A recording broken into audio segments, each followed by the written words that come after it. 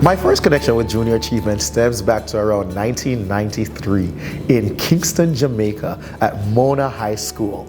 I was in the 9th grade and I started my first business. And my business, interesting enough, was to sell Jamaican beef patties. Who would ever think 30 years later, I literally would be selling Jamaican beef patties in Minnesota, y'all.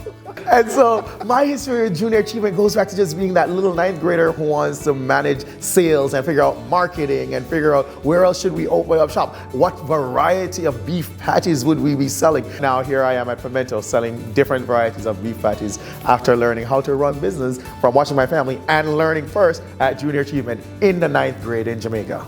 I left Jamaica to come to the US to go to undergrad, pursue economics and political science to be able to affect change in our community. So I left college, went to Washington, D.C., where I led government relations and nonprofit programs, and ended up here in Minneapolis, where I was then working with other kid entrepreneurs and helping them to learn about business. Eventually, I then left that dream job to go pursue my other dream job, which is running my own Jamaican restaurant.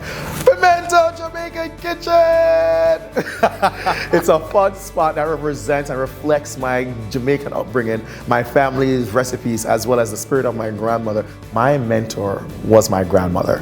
My grandmother, Beevas, was this gregarious, amazing powerhouse of a woman. So to be able to see her lead just from a social standpoint, but also lead from a business standpoint, and being able to couple those long before corporate responsibility was even a thing, was definitely an inspiration for who I am today. And so when George Floyd was lynched here in our Twin Cities, it was only natural for us to turn over our restaurant to becoming a safe space for folks. The same way my grandmother would around food. We brought together 150 other top leaders right in the middle of our city burning to sit in our backyard at Pimento to talk about how do we build from here. My leadership style is to understand who the person is first and foremost, see the potential in them. We treat people with dignity and with grace, give people ownership, and when they feel that sense of ownership, then they feel like they can take a project and run with it. And I'm very results oriented regardless of the space I'm in.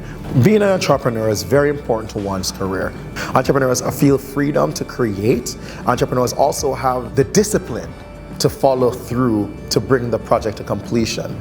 It's important to invest in the next generation because if we don't, who will? And this is our moment to at least remove the barriers to allow them to be their best selves, to at least remove ourselves so we're no longer standing in the way of their success and their growth. And so now is the moment to take that next generation who's so full of hope and so full of creativity and so full of goodness.